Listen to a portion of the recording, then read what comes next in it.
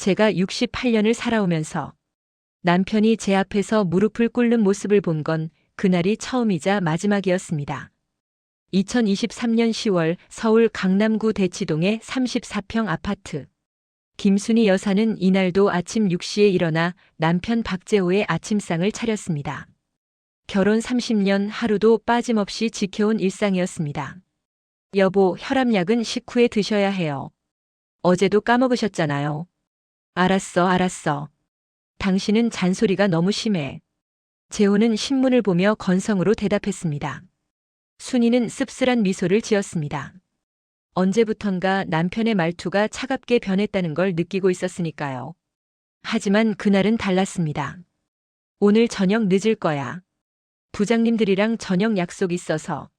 재호는 서둘러 넥타이를 메고 현관으로 향했습니다. 그런데 순이는 문득 이상한 점을 발견했습니다. 남편의 구두장에서 처음 보는 명품 벨트가 보였던 겁니다.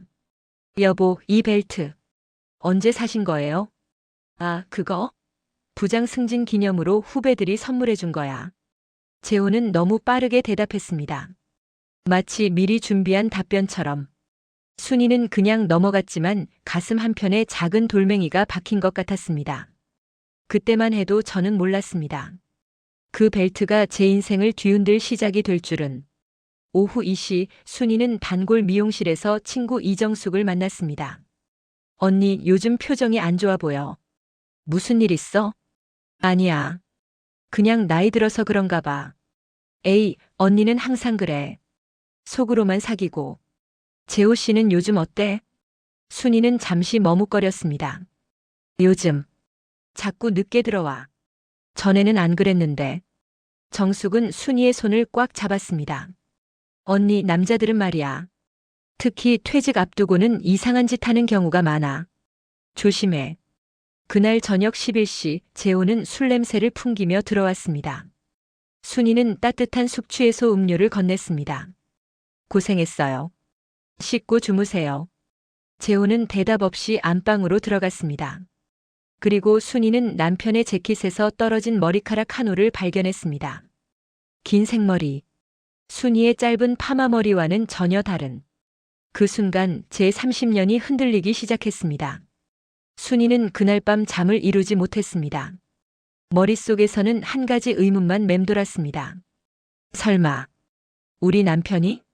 제가 남편을 의심하게 된 건 사랑이 식어서가 아니었습니다. 너무 사랑했기 때문이었습니다. 다음 날 아침 순이는 평소처럼 아침을 차렸지만 손이 떨렸습니다.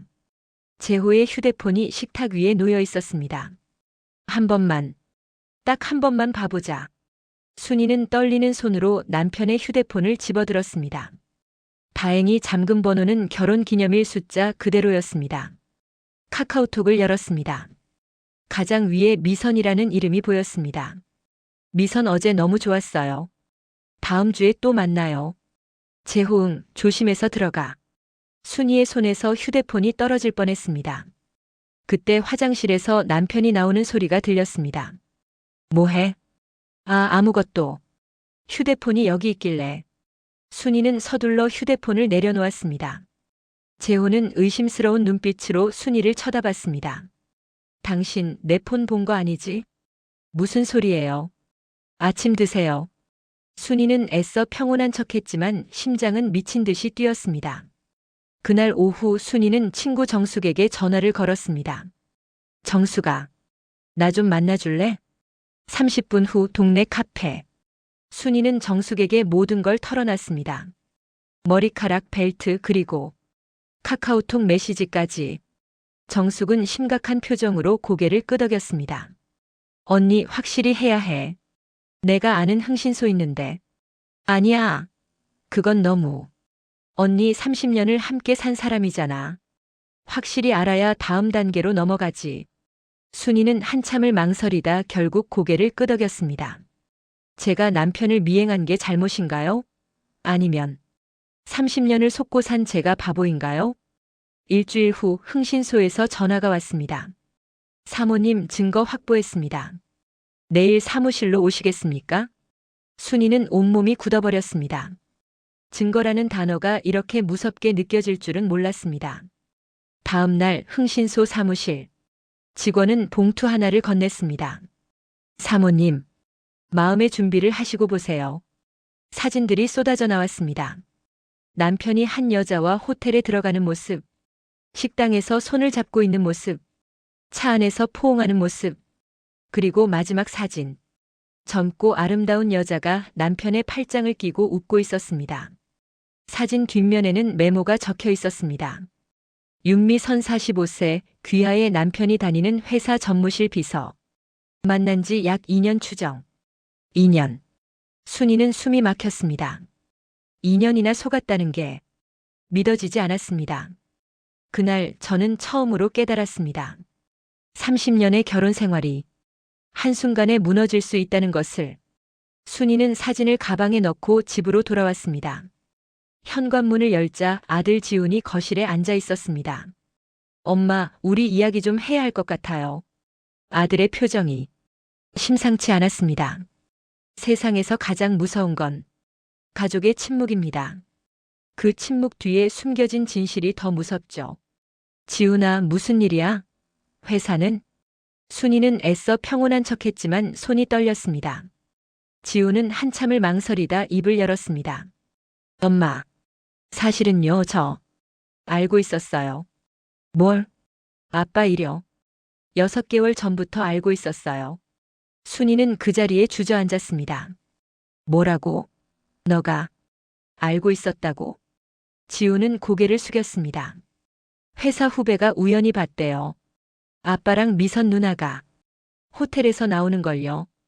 그런데 왜 엄마한테 말 안 했어? 말하려고 했어요. 근데 아빠가 무릎 꿇고 빌었어요. 딱 한 달만 시간을 달라고. 자기가 정리하겠다고. 순이는 눈물이 쏟아졌습니다.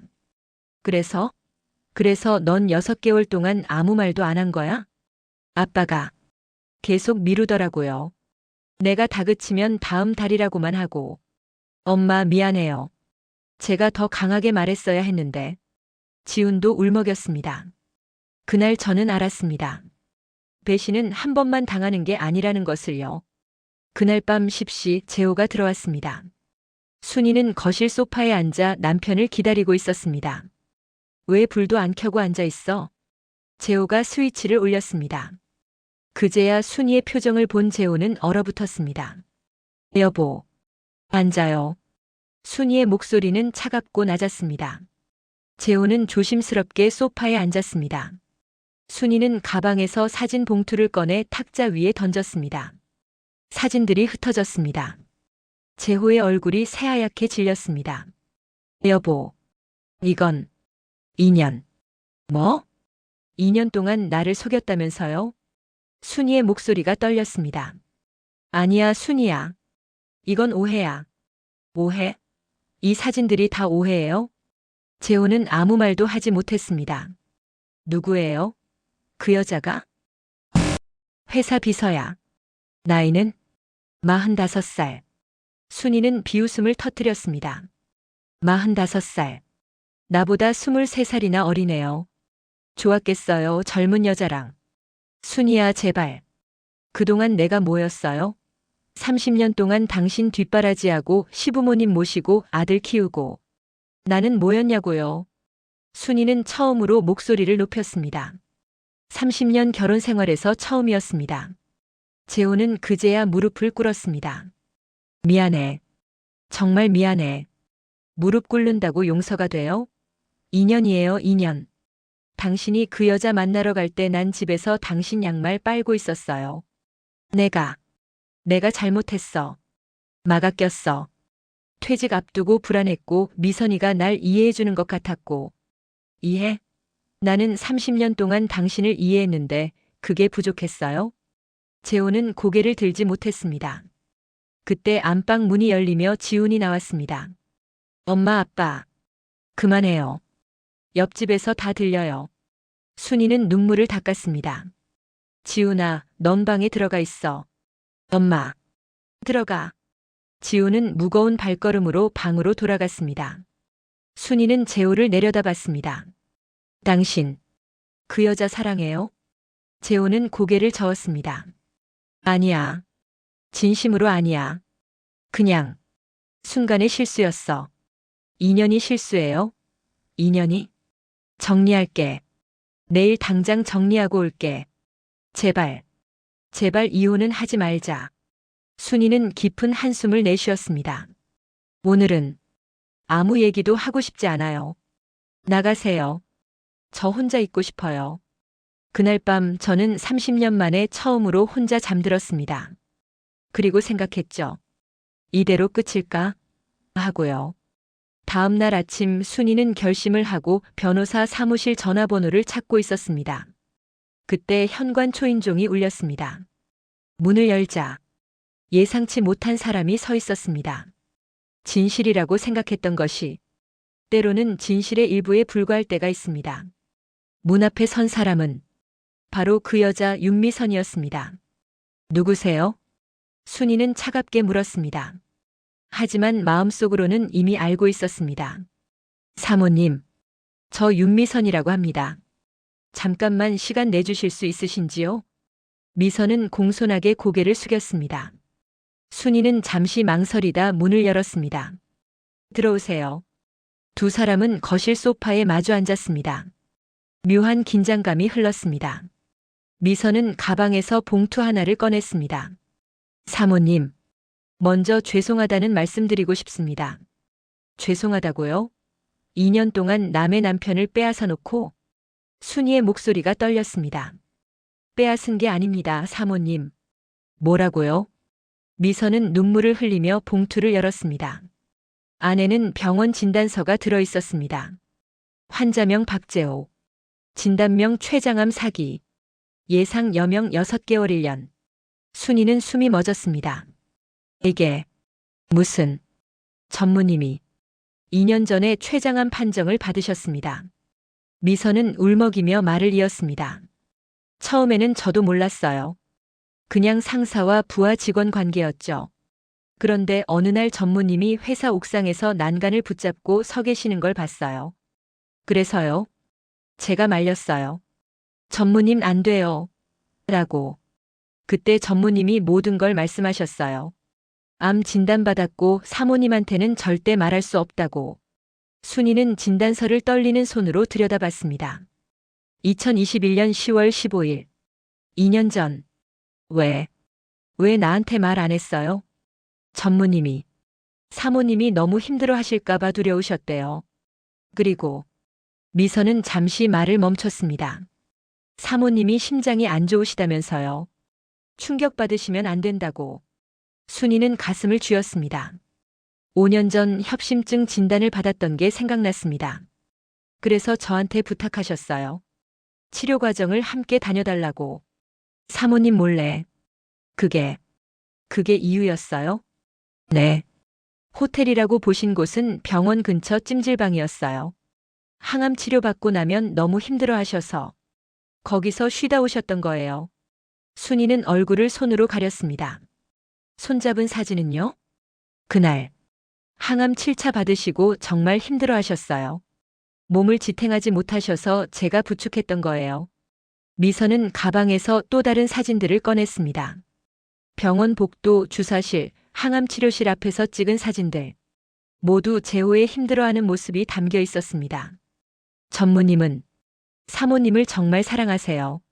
마지막까지 사모님한테 짐이 되고 싶지 않다고 하셨어요. 순이는 오열했습니다. 저는 그제야 깨달았습니다. 제가 본 건 진실의 절반도 안 됐다는 것을. 그런데 왜 이제 와서 말하는 거예요? 순이가 울먹이며 물었습니다. 전무님이 어제 쓰러지셨어요. 병원에 입원하셨는데 의사 선생님이 이제 시간이 얼마 안 남았다고. 순이는 벌떡 일어났습니다. 지금 어디 계세요? 서울대병원 중환자실입니다. 순이는 외투를 집어들고 현관으로 뛰어갔습니다. 사모님, 제가 모셔다 드릴게요. 두 사람은 급히 병원으로 향했습니다. 차 안에서 미선이 조심스럽게 말했습니다. 사모님, 한 가지 더 말씀드릴 게 있습니다. 뭔데요? 전무님이 지난 2년 동안 모든 치료비를 회사 몰래 대출받아서 쓰셨어요. 사모님 명의 통장엔 손도 안 대셨어요. 순이는 또다시 눈물이 쏟아졌습니다. 사모님을 위해 3억이 넘는 빚을 지셨어요. 그 순간 저는 알았습니다. 30년 동안 함께한 사람을 제가 전혀 몰랐다는 것을요. 병원 중환자실 문 앞. 순이는 떨리는 손으로 문손잡이를 잡았습니다. 하지만 문을 열기 전 안에서 아들 지훈의 목소리가 들렸습니다. 아빠, 사실은요. 아들이 말하려는 내용에 순이는 문 앞에서 멈춰 섰습니다. 가장 큰 사랑은 때로 가장 큰 거짓말 뒤에 숨어 있습니다. 순이는 문틈으로 안을 들여다봤습니다. 침대에 누운 재호의 모습이 보였습니다. 살이 빠지고 얼굴이 누렇게 뜬 남편. 그 옆에 지훈이 앉아 있었습니다. 아빠, 사실은요. 저도 알고 있었어요. 뭘? 재호의 약한 목소리가 들렸습니다. 아빠가 아프신 거요.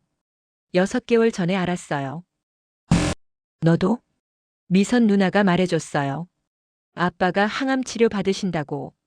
그래서 제가 거짓말한 거예요, 엄마한테.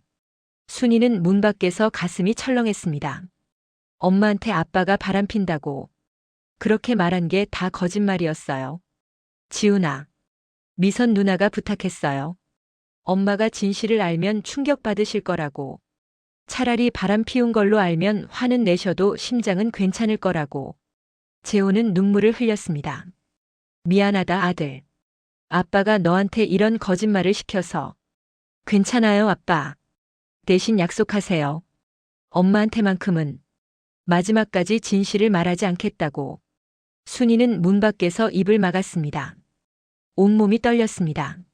아빠는요. 엄마가 울면 못 살잖아요.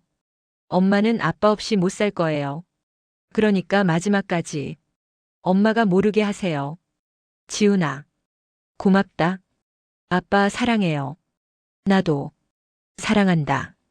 순이는 더 이상 참을 수 없었습니다. 문을 벌컥 열고 들어갔습니다. 다 들었어요. 재호와 지우는 깜짝 놀라 순이를 쳐다봤습니다. 여보. 순이는 침대로 달려가 재호의 손을 잡았습니다. 바보 같은 사람. 순이야. 미안해. 왜 말 안 했어요? 왜 혼자 아파요? 나도 같이 있어줄 수 있었잖아요. 순이는 재호의 손을 꽉 잡고 울었습니다. 당신이 충격받을까봐. 충격은 지금 받았어요. 바보. 지훈도 아버지의 다른 손을 잡았습니다. 세 사람은 그렇게 한참을 울었습니다. 30년을 함께 산 사람. 어떻게 죽음 앞에서 혼자 있게 해요? 잠시 후 순이는 눈물을 닦고 재호를 바라봤습니다. 여보, 미선 씨 얘기 들었어요. 빚도 들었고요. 그건 괜찮아요. 우리 집 팔면 돼요. 그리고 내 적금도 있고. 안 돼. 그건 당신 노후 자금이잖아. 당신이 내 노후예요, 바보야. 재호는 또 눈물을 흘렸습니다. 여보, 미안해. 당신한테 이런 짐이 아니에요. 30년 동안 당신이 나를 지켜준 거예요. 이제 내가 당신을 지킬 차례예요. 순이는 재호의 이마에 키스했습니다. 문 밖에서 미선이 조용히 들어왔습니다. 사모님, 미선 씨 고마워요. 당신이 없었으면 우리 남편 혼자 많이 힘들었겠어요. 미선은 고개를 숙였습니다. 죄송합니다, 사모님. 거짓말을 해서. 괜찮아요. 당신도 전무님을 위해서 한 거잖아요. 순이는 미선의 손을 잡았습니다. 한 가지만 물어봐도 될까요? 당신, 우리 남편 사랑했어요? 미선은 잠시 망설이다 고개를 끄덕였습니다. 네, 사랑했습니다. 하지만 그건 사모님과 전무님 사이에 끼어들 수 없는 거였어요. 고마워요. 내 남편을 사랑해줘서. 두 여자는 껴안고 울었습니다. 사랑에는 여러 가지 형태가 있습니다. 그날 저는 진짜 사랑이 뭔지 배웠습니다. 재호가 약한 목소리로 말했습니다. 순이야, 나 약속 하나 해줄래? 뭔데요? 내가 떠나고 나면 다시 행복해져. 너무 오래 울지 말고. 무슨 소리예요? 당신 안 떠나요. 순이야, 안 떠난다니까요. 우리 아직 할 일 많잖아요. 제주도도 가기로 했고 손자도 봐야 하고. 순이는 고개를 저었습니다. 재호는 순이의 손을 꽉 잡았습니다. 사랑해. 진심으로. 나도 사랑해요. 그날 밤 순이는 병원 간이 침대에서 남편의 손을 잡고 잠들었습니다. 그리고 꿈을 꿨습니다. 30년 전 두 사람이 처음 만난 그날의 꿈을. 사랑하는 사람을 떠나보내는 건 평생 배워도 배울 수 없는 일입니다. 한 달이 흘렀습니다. 재호의 상태는 점점 나빠졌지만 순이는 하루도 빠짐없이 병원을 지켰습니다. 미선도 퇴근 후면 병원에 들러 재호를 돌봤습니다. 지호는 주말마다 병원에서 아버지와 시간을 보냈습니다. 12월의 어느 날, 재호가 순이를 불렀습니다. 여보, 서랍 좀 열어봐. 왜요? 순이는 침대 옆 서랍을 열었습니다. 안에 편지 봉투가 들어 있었습니다. 이게 뭐예요? 내가 2년 동안 쓴 편지야. 순이는 떨리는 손으로 편지를 꺼냈습니다. 사랑하는 순이에게 2021년 10월 15일. 오늘 의사가 말했습니다. 내게 남은 시간이 많지 않다고. 당신에게 말해야 할까요? 아니면 숨겨야 할까요? 당신이 우는 모습을 볼 자신이 없습니다. 2022년 1월 3일. 오늘 첫 항암 치료를 받았습니다.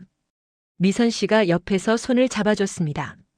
하지만 내가 잡고 싶은 손은 당신의 손이었습니다. 2023년 10월 10일. 지훈이가 알게 됐습니다. 착한 아들입니다. 눈물도 보이지 않으려고 애쓰더군요. 미안합니다, 아들아.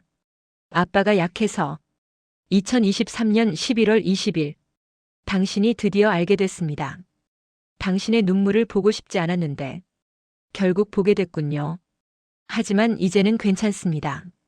당신 곁에서 마지막을 맞이할 수 있으니까요.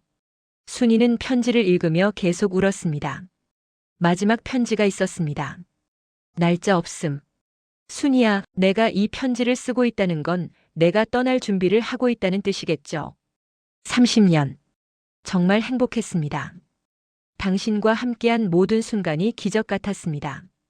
아침마다 차려준 밥상, 다림질해준 와이셔츠, 아플 때 간호해준 손길, 모든 게 고마웠습니다. 미선 씨에게 고마워해주세요.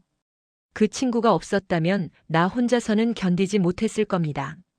지훈이를 잘 키워주세요. 우리 아들. 정말 좋은 사람으로 자랐습니다. 그리고 당신. 너무 오래 슬퍼하지 마세요. 나는 당신이 웃는 모습이 제일 좋았으니까. 사랑합니다, 순이야. 다음 생에도 당신을 만나고 싶습니다. 당신의 남편 재호. 순이는 편지를 가슴에 안고 울었습니다. 바보. 바보 같은 사람. 재호는 약한 미소를 지었습니다. 여보. 고마웠어. 나도. 고마웠어요. 그날 밤 재호는 순이의 손을 잡고 조용히 눈을 감았습니다. 사랑하는 사람의 마지막 순간. 저는 그의 손을 놓지 않았습니다. 2024년 봄. 순이는 남편의 묘 앞에 앉아 있었습니다. 손에는 새로 핀 진달래 꽃다발이 들려 있었습니다. 여보, 집 팔았어요. 빚 다 갚았어요. 이제 마음 편하게 쉬어요. 바람이 불어 순이의 머리칼을 스쳤습니다. 미선 씨 요즘 잘 지내요. 가끔 만나서 커피 마셔요. 당신 얘기하면서요. 지훈이는 여자친구 생겼대요. 좋은 애예요.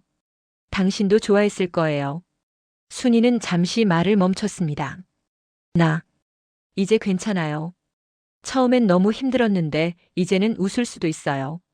당신이 남긴 편지. 매일 한 장씩 읽어요. 그럼 당신이 옆에 있는 것 같아요. 순이는 묘비를 쓰다듬었습니다. 고마워요, 여보. 30년 동안 날 사랑해줘서. 나도 당신을 정말 사랑했어요.